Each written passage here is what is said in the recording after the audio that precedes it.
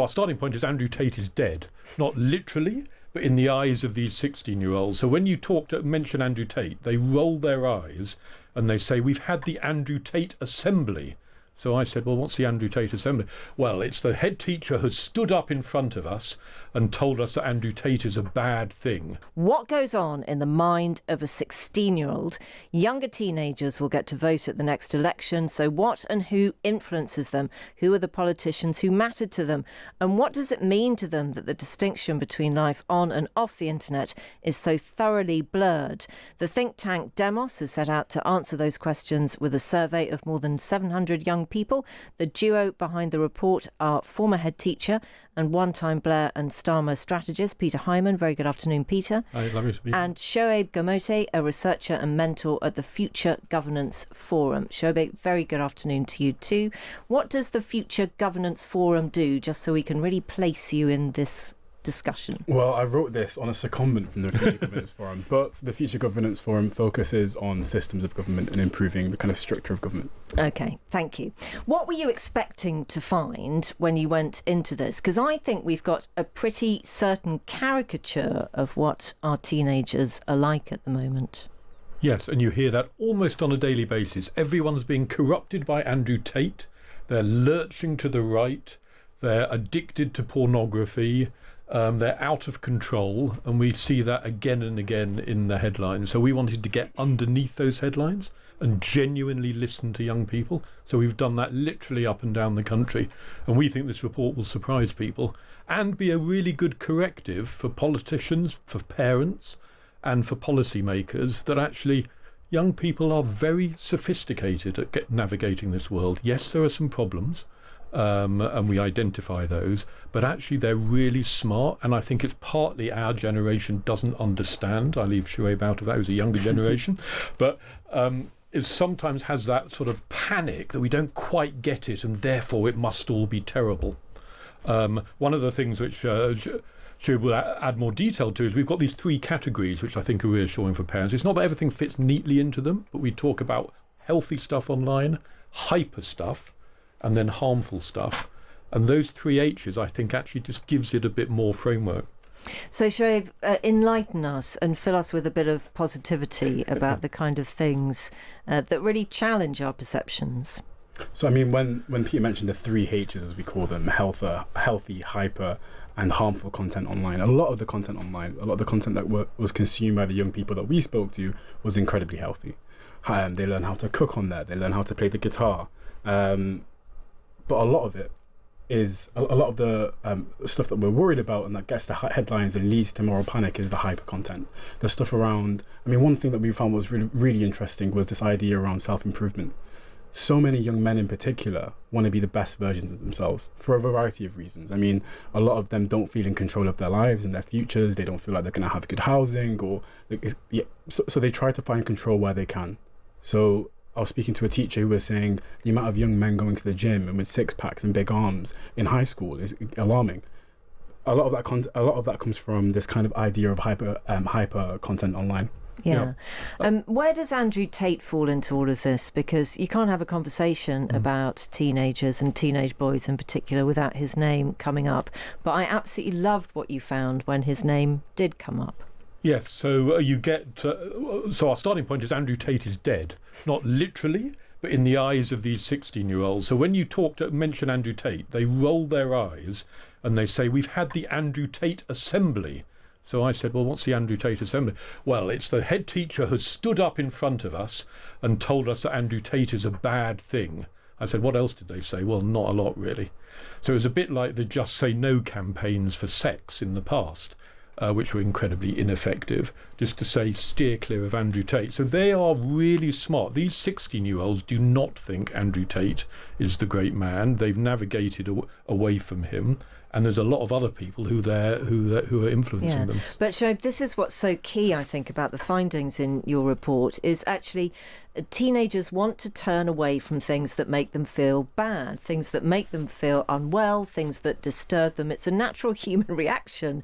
And perhaps we just have not given credit because we're so rabbit in the headlights about what they have looked at. We don't give them credit for actually not falling for everything that's out there. 100%. And so many young people kind of find a way of kind of detoxing themselves. So a lot of the young people that we spoke to took 6 months out of social media. I mean, before I started this project, I wasn't on social media for the whole summer and went back on it for this project. And we were talking about the kind of content that is harmful towards is harmful towards young people. Yeah. I mean, a lot of this content around, for example, there's a story about iShowSpeed, and he's one of the biggest influencers in all of the world, and he travels around the country, and he went to China, for example, and there's a story of how he is kind of recording the world and showing the world. And he was in China. Yeah. He was in Sorry, China being no, it's fine. He was in China, being invited in. And he was shown everything, and he did all these videos in China. And what was interesting in the comment sections, when people were looking at what he was doing in China, they were saying, we'd like a bit of China. They actually can build things. They can actually do things fast. So actually him going there demystified what was going on. So young people are being influenced. There's a lot of entertainment they're absorbing, but there's a political content often to what's going on underneath it. So do you think that there has been a kind of curve of harm, and actually the teenagers who are a bit older, because they might not have had quite as much knowledge about what was out there on the internet, might actually have been more harmed by the things that they've seen and the habits that they've developed, and actually the teenagers coming through are just a bit cannier about what they need to do in order to stay positive and safe? I think they are a lot cannier. And to give you another example about news consumption, we keep hearing young people are only getting their news from social media. So we delved underneath that. And what was surprising, perhaps, was they say, yes, it's social media, but on our social media feed, we also get the BBC, or we also get Times Radio or whatever. And if we have any doubts about what we're looking at, we then Google it. And then they said, and we've got the notifications on from serious news channels, and they give us that. And then about a third in one of the schools, a third of the young people said, and my parents make me watch the 10 o'clock news every day as well. So it sort of demystifies this picture of they're not informed. And I'd say in comparison to someone who only reads one of the national newspapers and doesn't consume anything else, I'd say 16-year-olds are far better informed than them. Yeah. So again... And yes, and of course, Shoaib, this generation and this particular demographic really matters, doesn't it? Because we have got a change in voting coming, so the politicians really want to make sure that they can reach these people. Are they cutting through, do you think, as much as they could? As much as they could, definitely not. I mean, you look at Zohran Mandani in New York and what he's been able to do, and at home, Zach Polanski and what he's doing now, and the podcast that he's created, and the content that he's created, and he's done something that mainstream politicians in the main two parties haven't been able to do. He's identified where young people are online, and he's gone to them.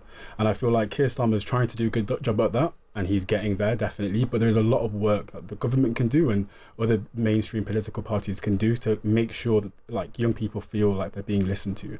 Zach Polanski offers something in his messaging that makes it clear to them that they're being listened to. He talks about third spaces. He talks about the lack of libraries, the lack of social clubs that young people can go to. I mean, just in London, it's incredible. Like, there's just so many young people that have went out of their way. There's a guy called Kai who runs the board games club, and he brings together hundreds of young people that connect and come together and share their frustrations over board games.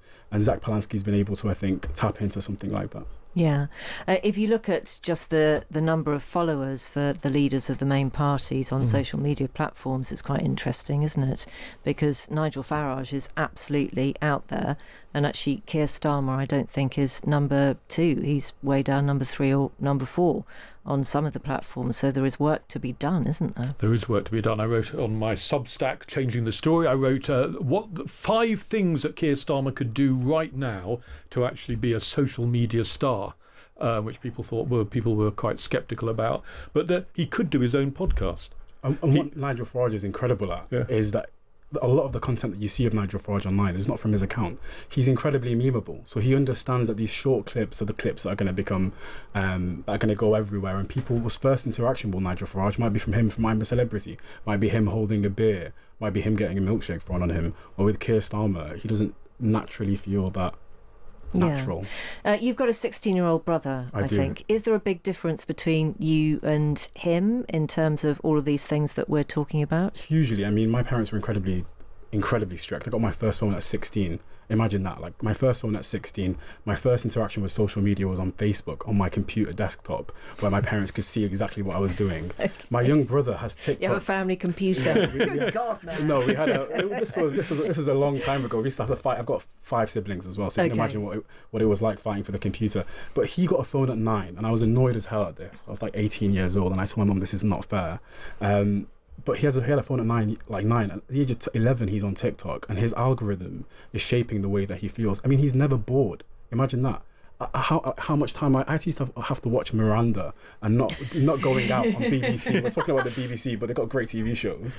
But watching Miranda might have done you some level of good somewhere. I mean, my sense of humour, that's why I get along with Peter so well. I think I've got a Miranda sense of humour. Well, yeah, we've got middle-aged. You're not middle-aged, you're very young. And how old are you now? I'm 26 now. 26, so I'm on what we call Gen Z 1.0, which is the older version of Gen Z. We had organic social media. My little brother is Gen Z 2.0. So he's 2 steps removed. He grew up in the age of AI. COVID was such a massive impact on his life, especially growing up. And his view on life and his view of the way that he sees his phone is very different to my view. I can do a detox and it feels like I can remove myself. But with him, he's not logging in to the online world. He's in the online world. He's constantly around him. The idea of him not being on social media is insane to him, because he's like, well, how am I going to check what's going on in the world? Where I remember a time when my parents wouldn't let me out of the house after 5 p.m. and I didn't have a phone, and I had to wait until Monday morning to see my friends. Yeah. And I had that, what have you been up to this weekend? But no, you're absolutely right. I mean, it's as if social media is just in every breath that they take, isn't it? And you really can't anymore say, you simply can't have access to that. You know, once it's in there and it's being breathed around by everybody. Although we also found an appetite for more social connection, and actually quite a big appetite for a ban on social media for the under 16s. They wanted somehow something, so they weren't the only one of their friends who were off it. They wanted something bigger than themselves, like a law, to be able to say, actually, we shouldn't be on it. So there was a bit of a surprising craving for that, I thought. Well, it's lovely to have you both in the studio. Thank you very much indeed. And it's a really interesting report, because I think what we all need is actually some injection of reality and positivity, and we will only find that by asking the 16-year-olds themselves what they think about the world, not putting words into their mouth. Lovely to meet you both. Thank you.